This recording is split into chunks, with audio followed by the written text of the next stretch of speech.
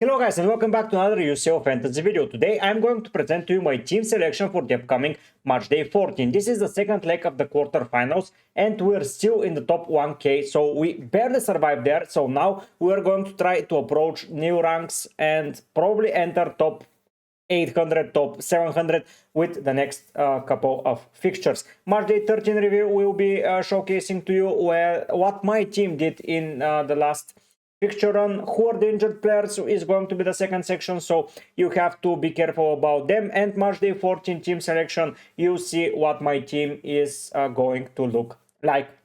I want to show to you my team strategy, why I plan to do several things, and if you enjoy it and you want to see more from me, help me reach 5k subscribers. I am still under 3.5k, so let's push for at least 3.4 before deadline. Now without further ado, let's go and see how I did in Matchday 13. Looking at my team at Matchday 13, I got 85 points. That dropped me with a slight red arrow of 52 places. It's not that big of a deal as I'm still in top 1k. My goal was to finish in the top 10k for that season, and me at being at top 1k is brilliant and I couldn't be happier. It's my first year playing, so let's see some trends and let's try to work the best strategies possible. My team in general did not play very well. I got some pretty good highlights and some pretty disappointing results. Starting in goal, Jan Sommer with a 4-pointer. He conceded late on versus Bayern Munich. He could have been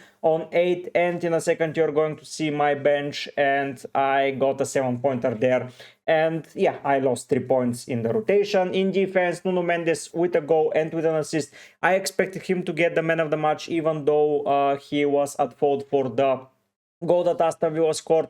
He would have been on 17 points and with possibly with a man of the match 20 points from a defender, but yeah, that was a dreamland. Now he got 13 points. Kunde 8-pointer, solid as ever, and I have nothing to say against that. Hakimi with the 3 points. I was expecting more, and he was the least scoring defender for PSG that week, but still at away to Villa, I think that Hakimi might be very important. Vitinha was the player that I brought in just on deadline instead of Kvaratskhelia, and guess what? Kvaratskhelia outscored him massively. I'm hopeful that for the future, Vitinha with his neoness and with his potential is going to score some penalties, get some man of the match rewards, and my pick is going to be rewarded as it is, hopefully even now in the second leg. Rafinha, captain, 28 points. He got a lucky goal against Borussia as he scored Kubart's shot. The ball was in almost and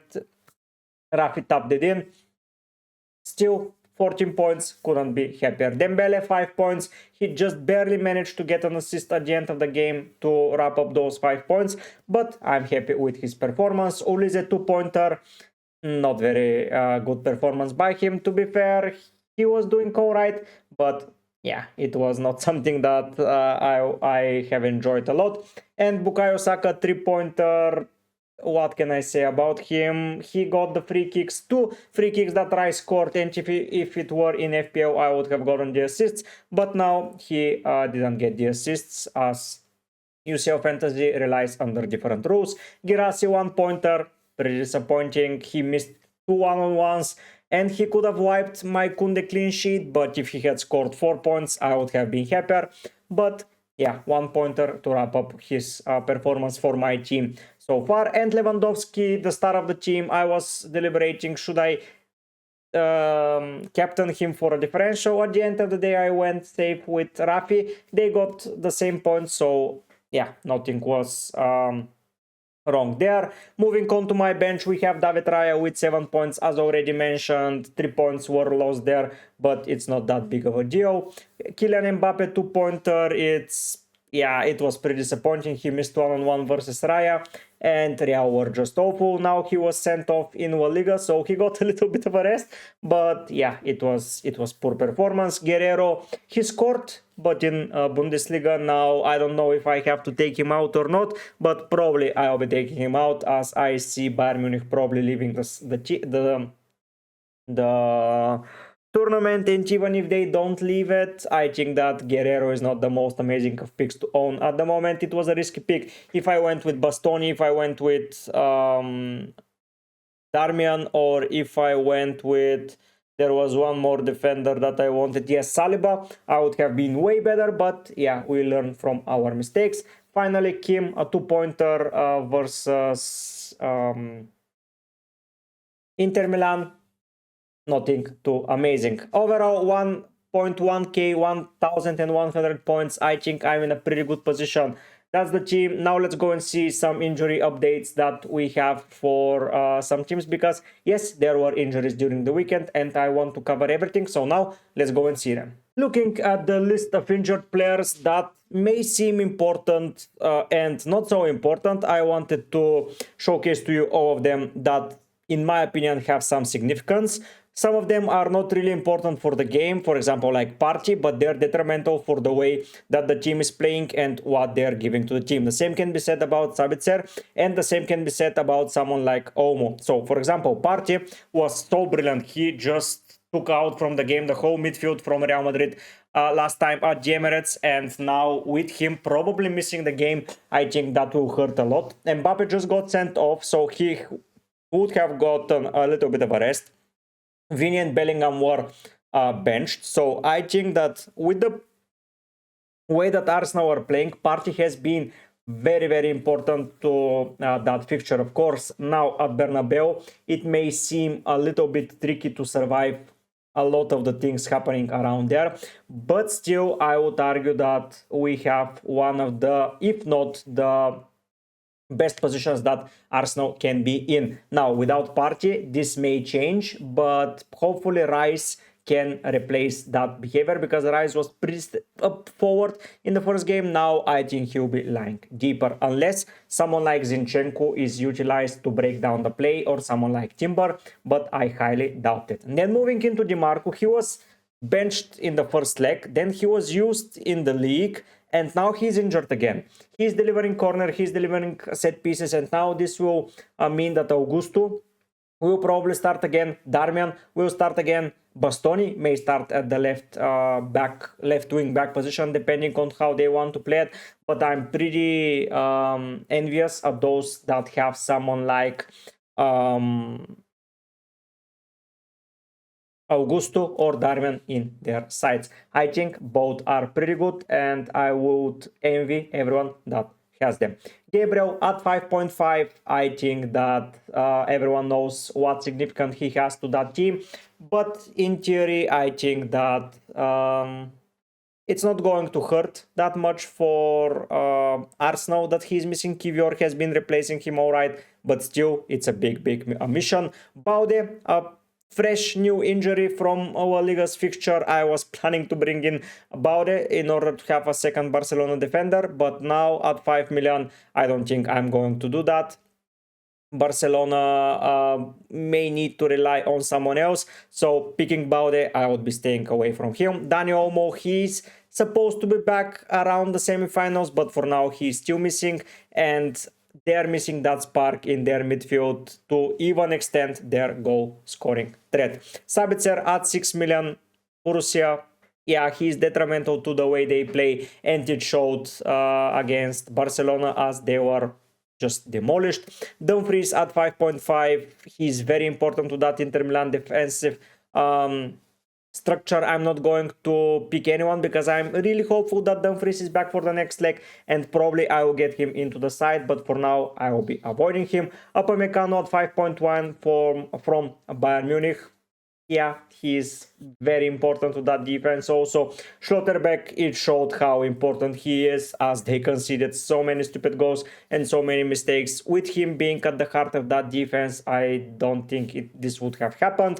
Alphonso Davies, 6.2, very important to that left back position. Of course, now Stanisic is playing there, but it shows that it's not going too well. And Musiala, 9 million for Bayern Munich. Yeah, it doesn't look too good for them, because with so many important players missing and the way that Inter Milan have been defending, I think that Inter Milan will go comfortably through. Of course, this may change, this may vary, and now let's go and see how my team is looking for the upcoming match day 14 and what changes I'm going to make and what my plans are for the future. So here is how my team is looking at the moment. I think I'm in a pretty good position to go forward, and yeah, let's talk about the team and what I think about it. So I think there is one team that for certainty is going through, and that's Barcelona. So I would want to get as many Barcelona players as possible, because I think that with them going through, I will prepare in advance and have the best possible players from that team slotting into my side. There is a very big favorite from PSG. I already have 4 players, so I'm going to keep it on that. In case that Aston Villa pull the best performance of their life, of course, someone like Doe up front may do the job, but at the moment I would be quite hesitant to do it. Then we have the Arsenal Real Madrid fixture. I think it's Arsenal's to lose, so I may get one more Arsenal player. The issue is if they go out, I may have to adjust the squad. So I already have Raya, I have Saka, and bringing another player will just increase my chance of having issues for the semi-final. But if I manage to deploy 13 players, I will be more than happy. Of course, now Zomer and Raya will play on the same day, but if both team reaches the semi-final, that will not be the case. So I'm pretty happy to keep them both and to risk it there and not do anything regarding the captaincy options. The final game is between Inter Milan and Bayern Munich. I think that Bayern are gone. I will be offloading some of their players because I want to stack it up for the future from their sides. Of course, Real Madrid are very close to being out of the tournament, but at home I think that they can play some okay game, so I will be keeping someone like Mbappe into my side. Girassi, on the other hand, is a goner because I will not have the capabilities to move players around for the foreseeable future. So yeah, for example, if someone like Real Madrid goes out, I will have to take out Mbappe and prepare another player. But if someone like, let's say, Inter Milan go out, I will have to take out Zomer, so I'll have to be prepared in that sense. If so, another player that I will be taking out, let's not fool ourselves, it's going to be Guerrero. I think that this guy needs to go. He was a risk that I was willing to take, but now I think that removing that Bayern Munich player is going to be the way forward, and Toulouse sadly will leave the team also in order to prepare for some future players and teams that may go through. That would leave me, so with the transfers, I'm going to showcase them to you, who I want to bring. First one is Saliba. I want to bring him in. Next one is going to be Yamal. I want to bring him in. And finally, it's going to be none other than Martinez, but I don't have the budget for Martinez. And that now leaves me in a very, very big predicament at what am I supposed to do. So if I return Ulise, I have the money, but am I burning on transfer? I don't know. So that's a very, very sad thing that I'm seeing here, that I'm unable to afford someone like Yamal and Martinez together in my side, which is quite sad. And now what am I going to do? So I have several options. I can always just do this like that, and now I have the money to move there. But is Kivior going to play instead of Calafiori in the future if they proceed forward, or I'm just done with this? So last time he got 7 points. On the other hand, Saliba got 9. So that's a very, very big difference. Saliba is obviously the better player. Now I want to prepare as much as possible for the Barcelona team, which would mean Yamal into the side. So it's Ulise out, Yamal in. And now I have 1 million. So this seems like an okay move to make, and I'm not relying too much on the Arsenal defense. Of course, if they proceed to go out and I have to take out 2 of their players, so Saka and Raya, that would mean that I have 2 saved there. Let's say if it's Inter Milan that goes out, it has to be 2 more, and let's say if it's Bayern Munich, 1 more. No, it's Inter Milan, but yeah, I'm just heavily relying to PSG not losing. Of course, if they lose, I will be suffering a lot, as I will need to get some Villa players in. It will be more Arsenal players in, of course. But I think at this point, Kivior is a okay option to pick. Another option to pick is Timber, and I think that Timber is more reliant than Kivior. Last time around, Timber got what he got. Clean sheet. Oh no, sorry. So he got both recovers and clean sheet, and he played 89 minutes. So yeah, Timber I think is a safer option. Of course, Ben White can appear, but do I care that much about Ben White? I don't think so. You're going to say, but you're not picking any Inter Milan defenders? Yes, because I'm waiting for Dumfries to come back and replace Kim with him. If they go through, of course, if Real Madrid go out, I'm immediately selling Mbappe and freeing up some funds. If we look around and the teams, if Aston Villa go out, if Real Madrid go out, if Borussia Dortmund go out, and if Bayern Munich go out, there isn't a forward that I would want. Honestly, if we take a look and we go to forwards and we go to the Arsenal team, who is it? It's Kai Havertz. No, thank you. If we go to Barcelona, who is it? Lewandowski. Already got him. If we go to another team like Inter Milan, who is it? It's Martinez. So I got Martinez. Probably a third another Inter Milan striker will be joining the frame. If we then move to the team that I think will go through, and that's being Paris Saint-Germain, that's Doe. Of course, he is in a good position to be included as he's scoring goals and he's present. But at the moment, I don't think I will be relying that heavily much on him. So the guy that will probably join the squad will be Thuram, as I think he has a good potential in him. Goal scoring opportunities. Of course, I'm going for Lautaro at the moment as he's captain fantastic for them. Arnautovic has been playing well. Taremi might be out for this round, and I think Lautaro Thuram is the combo that I would want. So probably Mbappe will leave the team for Thuram. Of course, if Inter Milan leave the tournament, it will be Harry Kane that will be joining the frame. So it's a little bit ifs and there and buts from the team. Of course, I'm stacking it up too much, but I want to prepare as much as possible from the get-go. Of course, that would leave me with only Mbappe to swap and probably Kim if only those two teams leave the tournament. So those are two players, but I will have to prepare for some injuries because it's up until the end of May when this can happen. Of course, Dumfries, I would want to join the frame, and the team, of course, them facing Barcelona and mid Dumfries. It's not that exciting, but I will have an Arsenal defender in position. Probably if I sell Mbappe, I can get Saliba in order to improve the squad. I know that they are facing PSG, but who am I getting from their attack? Merino? No, thank you. So I think this side will be very good for me.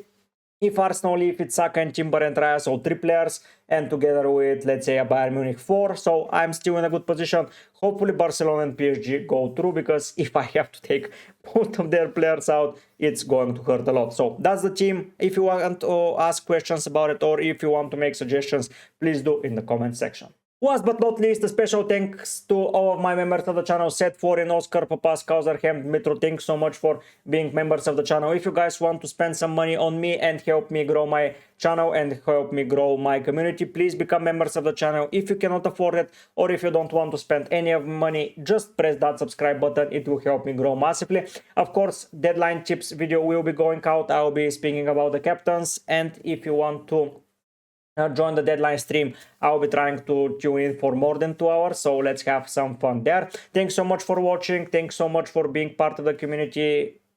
I want to grow it as big as possible and to help as many players as possible. But for now, guys, I'll be heading out. Bye.